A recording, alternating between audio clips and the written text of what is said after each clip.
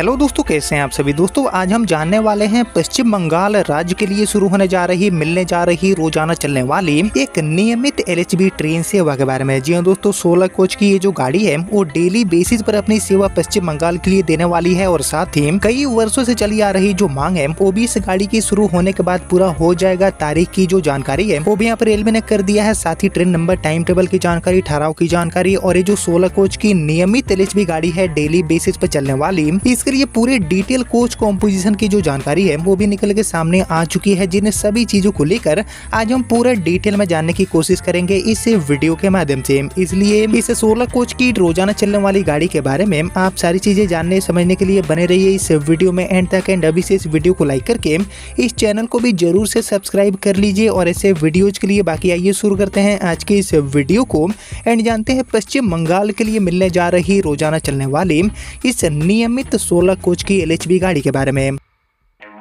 तो दोस्तों जैसे कि आपको पता होगा कि अभी के डेट में, अभी के समय में पश्चिम बंगाल को लगातार रेलवे कई जो बड़ी सौगातें हैं वो कहीं न कहीं देती जा रही है। वंदे भारत से लेकर वंदे स्लीपर एंड वंदे स्लीपर से लेकर हमारी जो आधुनिक अमृत भारत ट्रेन सेवाएं हैं, ऐसी कई नई ट्रेनें राज्य के लिए लगातार शुरू की जा रही है। और इसके अलावा 22 या फिर 20 कोच वाली जो नॉर्मल एलएचबी एक्सप्रेस या फिर सुपर फास्ट टाइप की गाड़ियां हैं, इनकी भी सौगातें राज्य के लिए रेलवे देती जा रही है। और इसी कड़ी में यात्रियों की एक लंबित मांग को पूरा करते हुए पश्चिम बंगाल के लिए फाइनली हमारी ये जो नियमित एलएचबी ट्रेन सेवा है, जो कि एक डेली रनिंग गाड़ी होगी, इसको शुरू करने का यहाँ पर फैसला लिया गया है। साथ ही तारीखों की जो घोषणा है वो भी यहाँ पर फाइनली रेलवे ने कर दिया है, जिसका इंतजार काफी समय से यात्री कर रहे थे। जिसको लेकर आइए हम बारी बारी से जानते हैं कि इस गाड़ी का संचालन पश्चिम बंगाल में रेलवे कहाँ से करेगी, पूरा रूट क्या रहेगा, ट्रेन नंबर एंड तारीखों की जानकारी, साथ ही कोच कॉम्पोजिशन, मतलब जो सारी चीजें हैं उसको हम बारी बारी से जानते हैं और डिटेल में। लेकिन जानने से पहले आप सभी मुझे कमेंट करके बताइए कि पश्चिम बंगाल राज्य से किन किन रूटों पर रोजाना चलने वाली जो नई लंबी दूरी की ट्रेन सेवाएं हैं,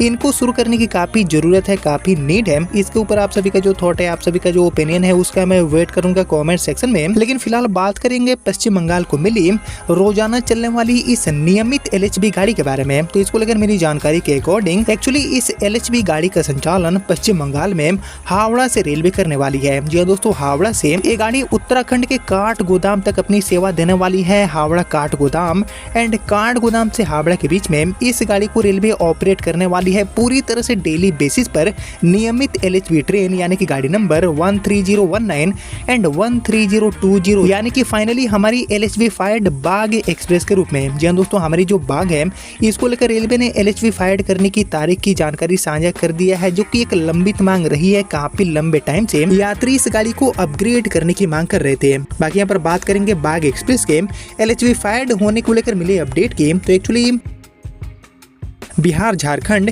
एंड पश्चिम बंगाल को जोड़ने वाली लोकप्रिय ट्रेन, यानी कि हमारी जो बाग एक्सप्रेस है, इसको रेलवे अब अत्याधुनिक जो एलएचबी रैक है इसके साथ संचालित करने वाली है। बाकी रेलवे द्वारा इस ट्रेन में पारंपरिक उत्कृष्ट रैक की जगह पर जो आधुनिक लिंक हॉफमैन बूस, यानी कि जो एलएचबी कोचेस है, इसको लगाने का फैसला लिया गया है। बाकी ये जो एलएचबी कोचों की नई व्यवस्था है, इसकी शुरुआत होने जा रही है अगले महीने, यानी कि जून में 5 जून 2026 से, यानी कि 5 जून से हमारी बाग एक्सप्रेस पूरी तरह से बदलने वाली है। बाकी रेलवे अधिकारियों के अकॉर्डिंग 5 जून को हावड़ा से चलने वाली गाड़ी नंबर 13019, यानी कि हावड़ा काठगोदाम बाग एक्सप्रेस एंड 7 जून को काठगोदाम से चलने वाली गाड़ी नंबर 13020, यानी कि डाउन बाग एक्सप्रेस में एलएचबी रैक की जो शुरुआत है वो यहाँ पर होने जा रही है 5 एंड 7 जून से ये गाड़ी पूरी तरह से बदल जाएगी। बाकी यहाँ पर बात करेंगे इसके लिए नए कोच कॉम्पोजिशन की। तो एक्चुअली नए जो एलएचबी कोचेस है उनके लगने के बाद हमारी जो बाग एक्सप्रेस है इसमें जो टोटल 16 कोचेस है, इनकी सुविधा आप सभी को देखने को मिलेगी। हालांकि दोस्तों जनरल श्रेणी वाले जो भी यात्री हैं उनके लिए परेशानी थोड़ी बढ़ सकती है, क्योंकि ट्रेन में जो जनरल के कोचेस हैं इनकी संख्या में से 2 की कटौती होने जा रही है। वहीं बात करेंगे अभी की, तो अभी ट्रेन में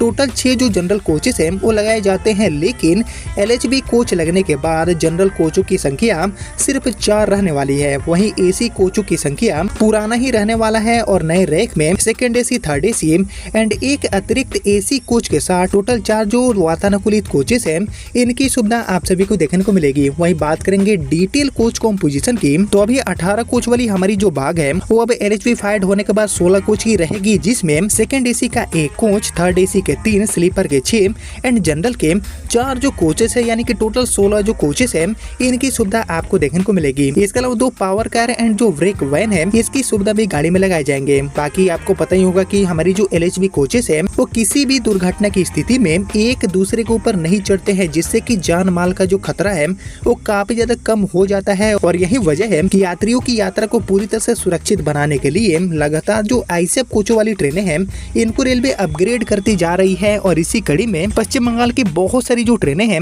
इनको रेलवे ने ऑलरेडी LHV-फाइड कर दिया है। लेकिन यहाँ पर बाकी बची जो भी ट्रेनें हैं, जैसे कि हमारी ये बाग एक्सप्रेस ही अभी तक बची थी, ऐसी बची जो भी ट्रेनें हैं, इनको भी रेलवे लगातार अपग्रेड करने को लेकर काम कर रही है। और इसी कड़ी में 5 जून से हावड़ा से एंड 7 जून से जब ये गाड़ी काठ गोदाम से खुलेगी, तब इसमें आपको जो 16 LHV कोचेस हैं, इनकी शुरुआत देखने को मिलेगी, जिसके कई सारे जो फायदे हैं, जैसे कि फ्यूचर में गाड़ी का जो रफ्तार है वो भी रेलवे इजीली बढ़ा सकती है। इसके अलावा ICF के मुकाबले LHV कोचों में ज्यादा आरामदायक सीटें, इसके अलावा जर्क फ्री जर्नी, ऐसी जो कई सुविधाएं हैं वो भी देखने को मिल जाएगी, जिससे कि ये जो लंबी यात्रा तय करने वाली बाग एक्सप्रेस है, इसमें यात्रियों को एक नई सुविधा एंड आरामदायक यात्रा करने का मौका मिलेगा। जिसको लेकर आप सभी क्या सोचते हैं? एंड बाग एक्सप्रेस के अलावा पश्चिम बंगाल से चलने वाली और किन किन गाड़ियों में ये जो अपग्रेडेशन है उसको करने की काफी जरूरत है, इसके ऊपर आप सभी का जो थॉट है, आप सभी का जो ओपिनियन है, उसका मैं वेट करूंगा कमेंट सेक्शन में। लेकिन फिलहाल यहीं थी पश्चिम बंगाल के हावड़ा को मिलने जा रही काठगोदाम आने जाने के लिए हमारी LHV-फाइड बाग एक्सप्रेस, जिसको लेकर